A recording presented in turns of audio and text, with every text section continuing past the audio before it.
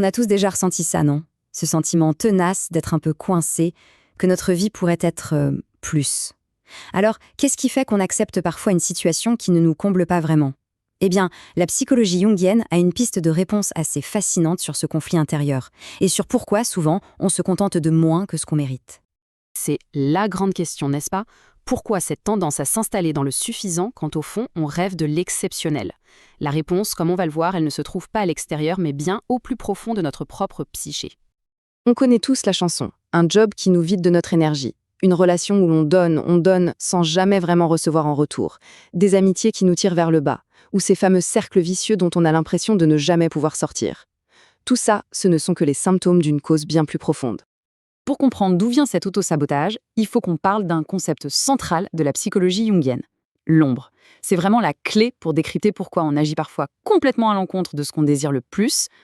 Alors, qu'est-ce que c'est exactement cette fameuse ombre? Le plus simple, c'est d'imaginer comme un sac à dos invisible qu'on porte depuis notre enfance. À chaque fois qu'on nous a dit qu'une part de nous était inacceptable, notre colère, notre ambition, notre sensibilité peut-être, hop, on l'a mise dans le sac pour ne plus la voir. Le problème, c'est qu'elle est toujours là. Et la façon dont ce sac se remplit, c'est un processus quasi universel. Enfant, on apprend vite les règles du jeu, ce qui est bien, ce qui est mal. Et pour être aimé, pour être accepté, on commence à cacher, à refouler tout ce qui ne rentre pas dans le moule. Sauf que ces parties ne disparaissent pas, elles s'accumulent. Et ensemble, elles forment notre ombre. Et c'est là que ça devient crucial. Cette ombre, elle n'est pas passive, elle influence nos décisions sans même qu'on s'en rende compte. C'est elle qui nous pousse à choisir des partenaires, des situations qui vont refléter, comme en miroir, toutes les parties de nous qu'on refuse de voir. Et bien sûr, ça ne fait que renforcer ce sentiment de ne pas valoir grand-chose. Carl Jung l'a résumé avec une phrase qui frappe fort. En gros, tout ce qu'on ne veut pas voir en soi, la vie nous le servira sur un plateau à l'extérieur. Et on aura l'impression que c'est le destin, que c'est la fatalité, alors qu'en fait, ça vient de nous. Bon, alors, comment on casse ce cycle?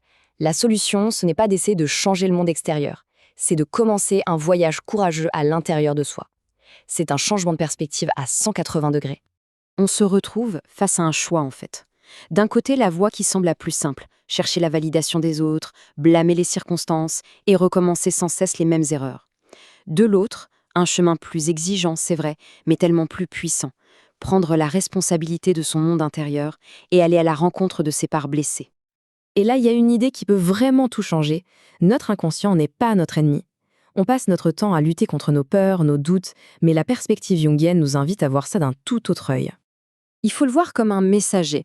Tout cet inconfort, cette anxiété, ces schémas qui reviennent en boucle, ce sont des signaux. C'est notre être profond qui essaye de nous dire « Hey, regarde par ici, c'est là que ça a besoin de guérir. » Ce grand voyage intérieur, ce chemin vers soi, ça porte un nom, l'individuation. C'est un chemin qui demande du courage, c'est certain.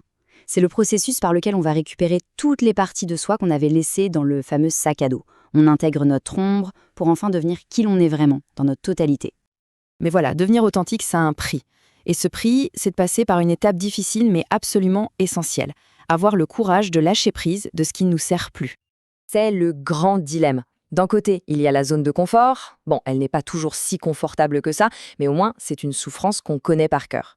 De l'autre, il y a l'inconnu. Il promet la croissance, l'authenticité, mais il fait terriblement peur. C'est le choix entre une stagnation familière et une évolution qui nous effraie. Et pendant ce temps, il y a cette petite voix intérieure qui ne se tait jamais vraiment. Celle qui nous chuchote qu'on est fait pour autre chose, qu'une vie plus alignée est possible. La vraie question, c'est combien de temps peut-on continuer à faire semblant de ne pas l'entendre? Le truc, c'est que lâcher prise, ça crée un vide. Et le vide, ça nous terrifie. On a peur de la solitude, de l'incertitude. Mais et si on changeait de perspective? Et si ce vide n'était pas du tout un ennemi? En réalité, ce vide, c'est un espace sacré. C'est le terrain fertile dont on a besoin pour que de nouvelles personnes, de nouvelles opportunités, une nouvelle version de soi puisse enfin apparaître. Ce n'est pas un espace de perte, c'est un espace de possibilité. Alors, telle est la récompense de tout ce travail intérieur. Qu'est-ce qui se passe concrètement quand on a le courage d'affronter son ombre et de lâcher ce qui nous retient? Eh bien, les changements sont profonds. C'est le principe fondamental et il change tout. On attend souvent que l'extérieur change pour qu'on se sente mieux, mais c'est l'inverse qui se produit. Quand notre état intérieur se transforme, notre réalité extérieure n'a pas d'autre choix que de s'ajuster en miroir. Jung avait un mot pour décrire cette espèce de magie qui se met en place, la synchronicité. Vous savez, ces coïncidences qui sont juste trop parfaites pour être un hasard. La bonne personne qui arrive au bon moment, l'opportunité qui semble tomber du ciel. Ce sont les signes que l'univers répond à notre nouvel alignement intérieur. Et concrètement, ça ressemble à quoi? Les bonnes personnes entrent dans notre vie simplement, sans effort. On ne court plus après l'approbation des autres. On apprend à dire non sans se sentir coupable. On agit par choix, par plénitude, et non plus par manque ou par besoin. C'est hyper important de comprendre ça. Le véritable amour de soi, ce n'est pas une destination finale, un trophée qu'on gagne une bonne fois pour toutes. C'est une pratique. C'est un engagement qu'on renouvelle chaque jour, à chaque petite décision, celui de choisir ce qui est en accord avec notre être le plus authentique. Alors, on va se quitter avec une dernière question qui est peut-être la plus importante.